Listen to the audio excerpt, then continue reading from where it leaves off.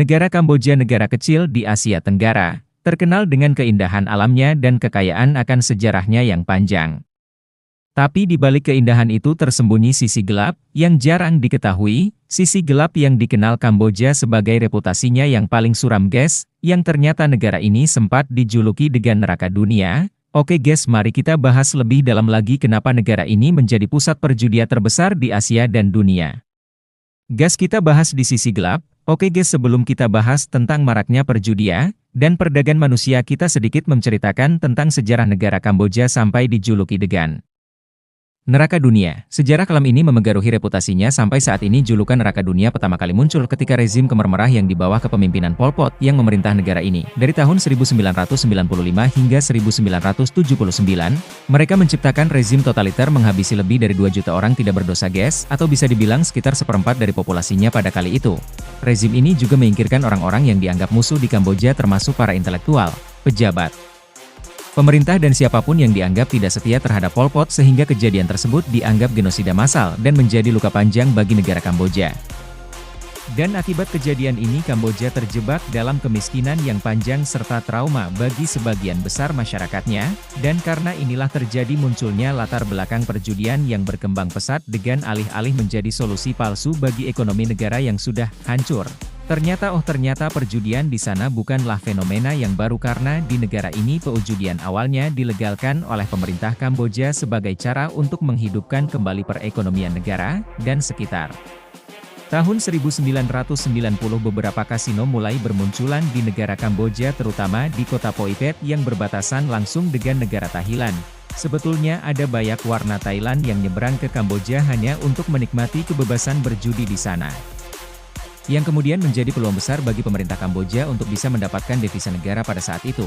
Sehingga dengan adanya kesempatan tersebut otomatis akan membuat pemerintahan yang baru mulai melihat potensi ekonomi yang besar dari industri perjudian, terlebih lagi dari letak geografisnya negara Kamboja yang berdekatan dengan 3 negara tetangga seperti Thailand, Vietnam dan Laos yang ternyata memiliki larangan ketat tentang perjudian sehingga dengan larangan tersebut membuat negara Kamboja menjadi daya tarik utama bagi para penjudi luar negeri. Dan walaupun perjudian tersebut sudah resmi dilegalkan oleh pemerintahan Kamboja, sebenarnya industri ini menjadi sumber pendapatan negara. Tetapi juga menjadi pintu gerbang bagi kriminal lainnya, seperti pencucian uang, perdagangan manusia, seks bebas dan pengaruh mafia dari internasional. Sebenarnya keputusan melegalkan perjudian ini ternyata semakin membawa kehancuran bagi negara Kamboja, terlebih Sanokville sebuah kota yang pernah dijuluki dengan surga tropis di negara Kamboja, yang sekarang ini berubah drastis menjadi pusat perjudian pelacuran dan berbagai macam kejahatan, sehingga menjadikannya sebagai salah satu tempat paling kontroversial di Asia Tenggara. Kasino yang berdiri di Kamboja ternyata tidak hanya tumbuh di beberapa daerah tetapi juga masuk dalam ranah online. Terlebih lagi Sanokville telah menjadi sebagai pusat perjudian online yang telah didukung oleh investor dari negara Cina, dan banyak perusahaan judi online ilegal melayani pasar luar negeri, khususnya negara Cina, di mana perjudian memang dilarang di negara tersebut. Dan saat kasino online ini sudah bisa menghasilkan miliaran setiap tahunnya, tapi sangat disayangkan atas keuntungan ini, sebenarnya tidak pernah masuk ke kas negara Kamboja, dan ditambah ekonomi di negara Kamboja tidak ada mengalami kemajuan. Dalam ceritanya di balik layar kasino online ternyata seringkali terkait dengan kejahatan besar seperti banyaknya sindikat kejahatan yang terorganisir, termasuk pencucian uang dan perdagangan manusia. Ribuan pekerja dari negara lain dipaksa bekerja dalam kondisi yang mirip perbudakan. Mereka seringkali direkrut dengan janjinya diberi gaji yang tinggi, tapi sangat disayangkan setelah mereka tiba di sana paspor mereka akan disita. Mereka dipaksa menjalinin pekerjaan itu dalam kondisi yang sangat buruk harinya.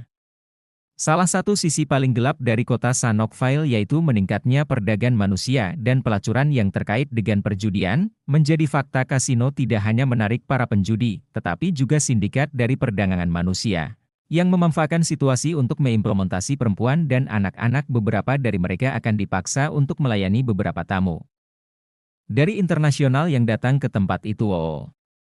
Sehingga dalam kasusnya perdagangan manusia dalam area tersebut seringkali melibatkan jaringan internasional yang menjalankan jaringan prostitusi tersembunyi di dalam kasino baik dari negara lokal ataupun direkrut dari negara-negara tetangga, tanpa perlindungan hukum dan mereka akan selalu berada di bawah ancaman. Kita pasti mengerti mengapa perjudian dan kejahatan di sana bisa berkembang pesat, hal itu karena tingkat korupsinya sangat terlalu tinggi, contohnya saja dari pejabat pemerintah dan aparat penegak hukum yang seringkali terlibat dalam kegiatan ilegal ini, baik secara langsung maupun suap-menyuap, dan hampir tidak ada pengawasan dan regulasi seperti kasino-kasino besar yang ada di kota ini. Negara Kamboja mungkin menjadi contoh ekstrem bagaimana perjudian bisa menghancurkan potensi masyarakat yang tinggal di negara tersebut.